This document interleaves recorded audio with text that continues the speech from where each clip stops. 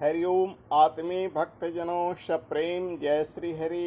आज का प्रसंग है पाप का बाप कौन है। इस कहानी के माध्यम से इस प्रकार प्रस्तुत करते हैं। एक बहुत बड़े विद्वान ब्राह्मण काशी वाराणसी से पढ़कर लौटे। उनके माता पिता ने उनकी विवाह कर दिया। विवाह की सुहाग रात के दिन ही पंडितायन जी ने उस वक्त पंडित जी से पूछा जिस वक्त पंडित जी अपनी नई नवेली प्रेयसी पत्नी से सुहाग रात मनाने से पूर्व रति क्रीड़ा में निमग्न थे। वो उनके कोमलांगों का स्पर्श कर रहे थे। तभी पत्नी ने पूछा कि बताओ जी, तुम बहुत बड़े पंडित हो, पाप का बाप कौन है। पंडित जी बोले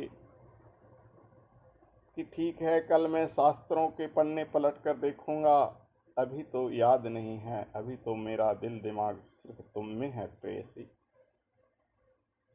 दूसरे दिन पंडित जी देखे, तीसरे दिन देखे, एक सप्ताह तक शास्त्रों के पन्ने उलटते रहे, उनको कुछ समझ में नहीं आया। तो अपनी पत्नी से बोले कि मैं जा रहा हूँ बनारस यानी काशी, फिर से पढ़ कर आऊँगा। रास्ते में कुछ दूर गए थे, एक वेश्या मिली, पंडित जी पांव लगी, बोली। पंडित जी ने आशीर्वाद दिया। वह वेश्या बोली, किधर जा रहे हो पंडित जी। तो पंडित जी ने कहा कि काशी बनारस जा रहा हूँ। तो उसने पूछा कि आप तो वहाँ से पढ़कर लौटे हो, आप तो प्रकांड पंडित बनकर लौटे हो, फिर क्यों जा रहे हो। पंडित जी ने अपनी दास्तान सुनाया। वेश्या हंसी, बोला बस इतनी सी बात के लिए तो मैं बता दे सकती हूँ। तो पंडित जी ने पूछा तुम ही बता दो महाभाग, तो फिर मैं काशी क्यों जाऊं। वेश्या ने तड़ाक 100 रुपया का नोट पंडित जी के हाथों में रखा और पांव लगी कर दी और बोली कि कल आप मेरे यहाँ भोजन के लिए पधारिएगा, तब मैं जवाब दूंगी। पंडित जी वापस घर लौट आए। दूसरे दिन सोचे कि ठीक है, उसके यहाँ भोजन करने में क्या हर्ज है अगर इस प्रश्न का उत्तर मिल जाता है। पंडित जी वेश्या के घर गए। वेश्या ने चौका का सारा सामान उनको दे दिया कि पंडित जी बना लो, आप तो अपने ही बनाते हो।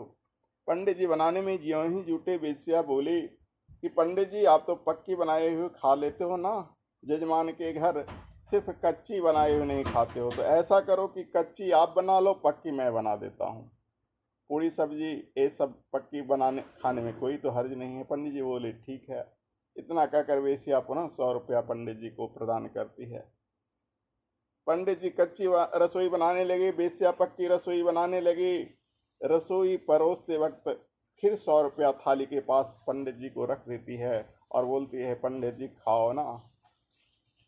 पंडित जी जो ही हाथ बढ़ाने भोजन करने के लिए बढ़ाते हैं, वेश्या बोलती है कि पंडित जी जब भोजन मैं बनाई तो मैं इसे अपने हाथों से खिला दूं, क्या हर्ज है। कहकर 100 रुपया पंडित जी के हाथों में थमा दिया। और वेश्या ने ज्यों ही पंडित जी को खिलाने के लिए कौर बनाकर एक हाथ बढ़ाया, पंडित जी खाने के लिए उत्सुक हुए। दूसरे हाथ से वेश्या पंडित जी के गाल पर कड़ी तमाचा मारती है, जोर का झटका। पंडित जी बोलते हैं यह क्या।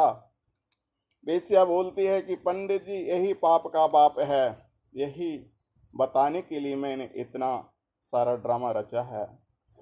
तुम ही बताओ, तुम्हारे जैसे महान प्रकांड पंडित विद्वान को मैं अपने घर भोजन कराकर तुम्हारा धर्म भ्रष्ट करना नहीं चाहती हूँ, लेकिन तुम्हारे प्रश्नों का उत्तर देना चाहती हूँ।